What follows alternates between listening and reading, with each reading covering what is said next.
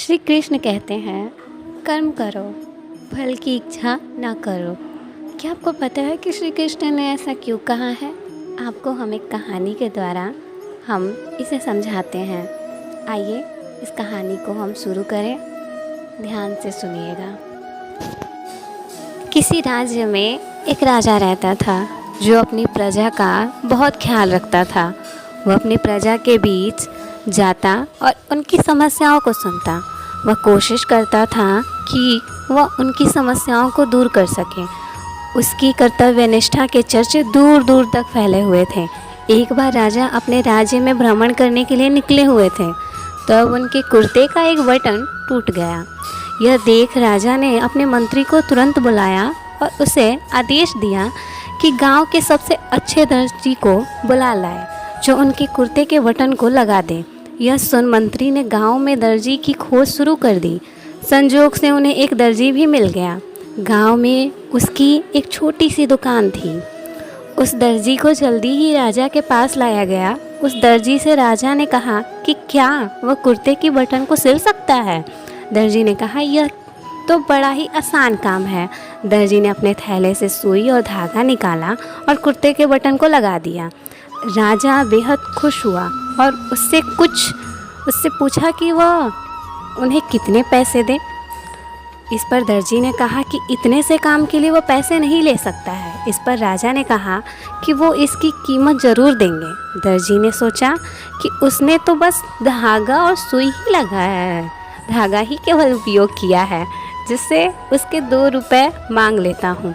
फिर दर्जी ने सोचा कि कहीं राजा ने यह सोचा इतने से काम के लिए 2 रुपए तो गांव वालों से कितना पैसा लेता होगा। सब सोचकर दर्जी ने कहा कि वह अपनी इच्छा अनुसार जो भी दे देंगे वो ले लेगा। यह सुन राजा ने अपनी हैसियत के मुताबिक उसे 2 गांव देने का फैसला किया। राजा ने कहा कि कहीं समाज में उसका रुतबा छोटा ना हो जाए, इसीलिए उसने यह आदेश दिया।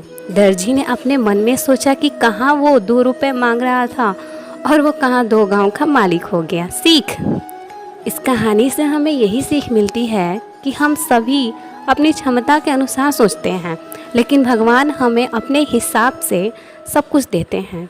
हम छोटा मांगते हैं और भगवान उससे बड़ा देते हैं। इसीलिए कभी भी भगवान से रूठना नहीं चाहिए। भगवान उससे बड़ा सोच के रखे हैं जितनी आपकी सोच ना पहुंची हो। इसीलिए भगवान की हमेशा पूजा करें। श्री कृष्ण कहते हैं, मनुष्य जन्म लेता है तो उसके पास सांसें तो होती है पर कोई नाम नहीं होता। जब मृत्यु होती है तो उसके पास नाम होता है पर सांसें नहीं होती। इसी सांस और नाम के बीच की यात्रा को जीवन कहते हैं। ना किसी के अभाव में जियो और ना किसी के प्रभाव में जियो। यह ज़िंदगी है आपकी, उसे अपने स्वभाव से जियो। हमारी आस्था की परीक्षा तब होती है जब हम जो चाहें वो ना मिले, फिर भी हमारे दिल से प्रभु के लिए शुक्रिया ही निकले। मन की गतिविधियाँ, होश, श्वास और भावनाओं के मध्य से भगवान की शक्ति सदा तुम्हारे साथ है और तुम्हें बस लगातार एक साधन की तरह प्रयोग कर सके सभी कार्य कर रही है। तुम उसके लिए शौक करते हो जो शौक करने के योग्य नहीं है और फिर भी ज्ञान की बातें करते हो। बुद्धिमान व्यक्ति ना जीवित और ना ही मृत व्यक्ति के लिए शौक करते हैं। तुम अपनी पीड़ा के लिए संसार को दोष मत दो। अपने मन को समझाने तुम्हारे मन का परिवर्तन ही तुम्हारे दुखों का अंत है। अगर तुम अपना कल्याण करना चाहते हो तो सभी तरह के उपदेशों और धर्मों को छोड़कर मेरी शरण में आ जाओ। मैं तुम्हें मुक्ति प्रदान करूँगा।